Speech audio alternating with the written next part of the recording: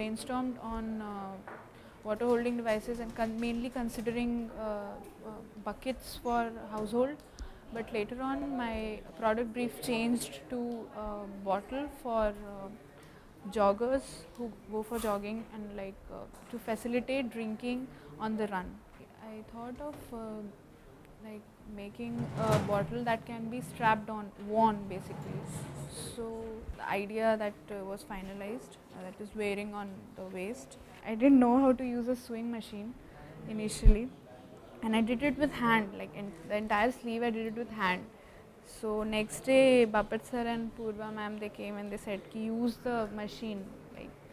So then Purva ma'am taught me a little bit how to use, and then for the sleeve I sewed it 7 times, then ripped it open again, then again I sewed it, then I ripped it open, then again I sewed it, and finally now with such a complex shape, I know I can sew anything now.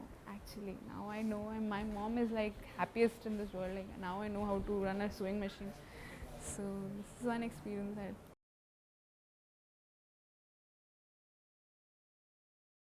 I wanted to design something new for the urban kitchen, suiting the lifestyle of the people.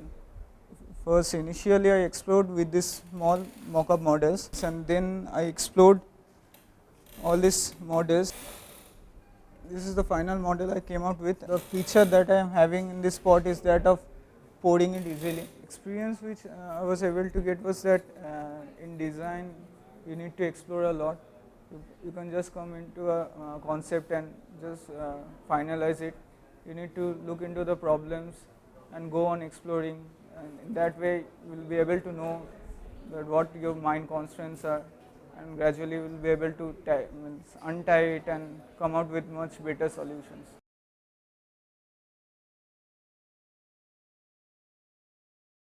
While working through the forms, I was previously blocked into the conventional form of the bucket, that is a cylindrical form.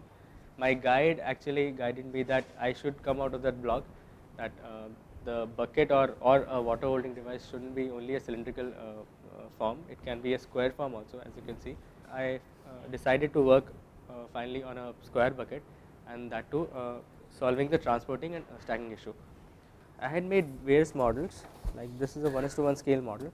This is my final model, and it's a 1:1 scale model.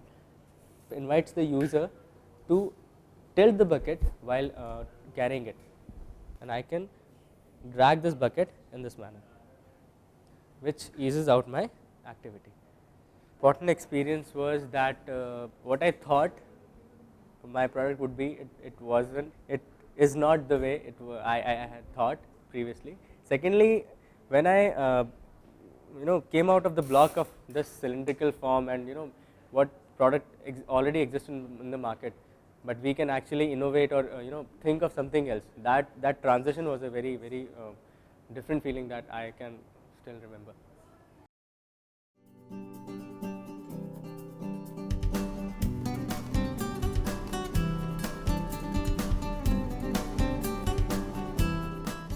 I fixed my product or my toy on an ant because I found it's an interesting form, and it's been used quite a lot in animation movies, so it can be animated in a way. Ant moves, the back goes up and the face goes up, and it makes this sound tick tick tick tick. So that's why I name my ant as Tick Tick Chinty. Chinty is in India we call an ant as Chinty. So and plus it's Chinty because Chintu is like something we associate to, like little children are generally named as Chintu and stuff, so I made it Chinty. And biggest hurdle for me was the mechanism, as in how it will work. I had in my mind how I wanted it to be, but how to make it work was a little difficult. Not little difficult, very difficult. I think a lot of things in PD1 I was doing it for the first time, like dealing with a lot of machinery, material, wood as a material, and painting it. That was like hectic but a lot of fun. And the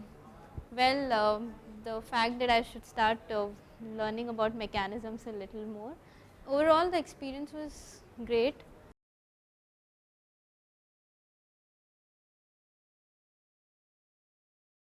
My concepts to explore the animal walking form. So I made this how animal walks. You can see the as wheel moves, the leg is also moving along with the wheel. Then I came up with several concepts. I thought of a telephone. There will be a handle which can act as a handle of pull along toy, and when you will pull it, it will open its mouth, and from that I got a concept like why can't I make a mouse out of it. And finally I made my toy, which is this. This is Miku bites, and when you will pull it, it will bite you.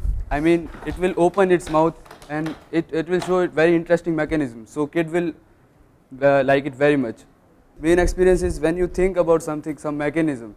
So in my concept, there was some opening of mouth. So there is always a concern of weight. So how much weight should be there? So basically that was the main hindrance in my product.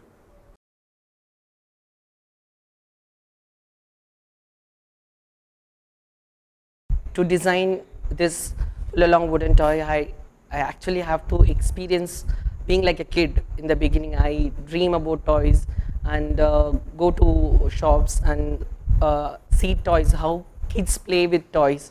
You have to literally be like a kid and experience how kids feel when they play the wooden toy. This is the initial rough mock-up in which I have this eccentric wheel which makes this dragon go give the sinusoidal wave motion. But all these explorations, like coming to this level, like all these explorations had like there is a roughness in the dragon, there is a crudeness in the dragon. That is where I had some issue where I had to work on with like studying to find out how toyness can be brought into the design. Then I came up with a very smiley, happy dragon, and the interesting experience during this creation of wooden Drago Dragon is me working in the wood studio. Like I've never been used to work with tools like sander or like cutting tools and all that. It was a very wonderful experience.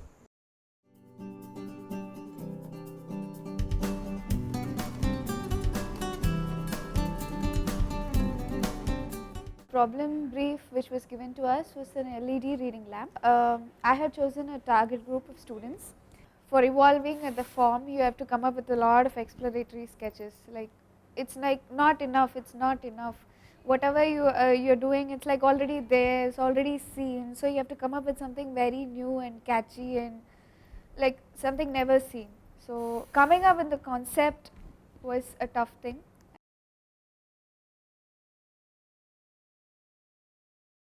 My specific area was executive LED lamp. Basically, explorations were related to form, that executiveness should be there in the lamp. So I was not able to understand this form language. I did some 15 explorations. It was difficult for me, but while doing this thing, I understood, like got introduced to how you have to decode the language, how that character should be included in the product and all. My final product.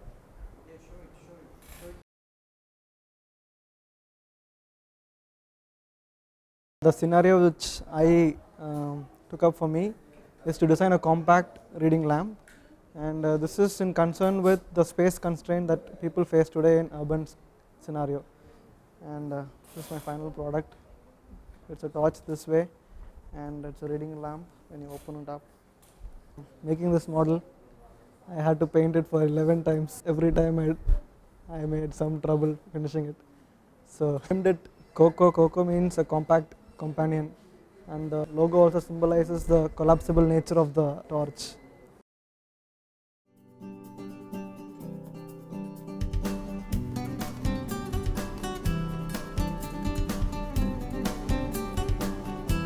When we started with the PD1 and we are asked to design a product from wire, we are really confused.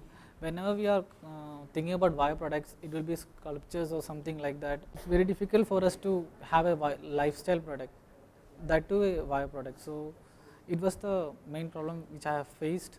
So I choose the champagne bottle holder because champagne are served in such occasions that it's very rare and it's used by only such class of people.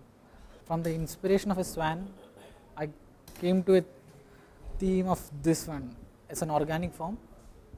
To improve the lifestyleness, I have added a golden wing, and it adds to the elegance of the bottle. Name of the holder is golden wing.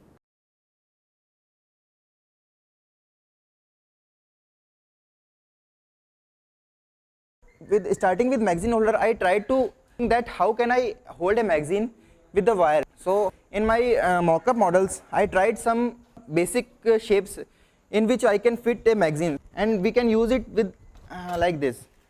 Like if you want to put the magazine, you can put it like this. And I would like to share my experience that if you want to make something, like we do is start with sketching. When you start making something, then it comes out with the efforts only. When I started making this, I made a lot of sketches, but when I go to workshop, then I was feeling myself unable to make products. I started with the making with wire, but I didn't think that how will I bend. So when I started bending that wire, then it again get slightly tilted. So for that I made a bar bending tool also to make my model. So this is my experience that if you want to make something, then start thinking about it manufacturing also.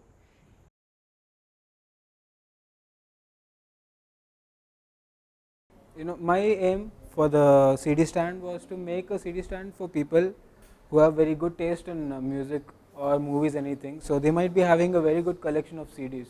So this gives them a chance to put them on display, anything of their choice. They might be having a big stack of CDs, but they will be getting a chance to display whatever they are playing currently or whatever is the current trend, and they get to showcase it. I think the only incident which will remain forever is the incident I had with Bapat sir.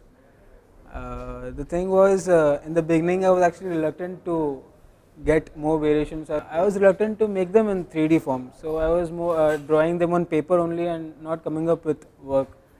So this somehow didn't please Bapat sir, and I actually got a good lecture on that.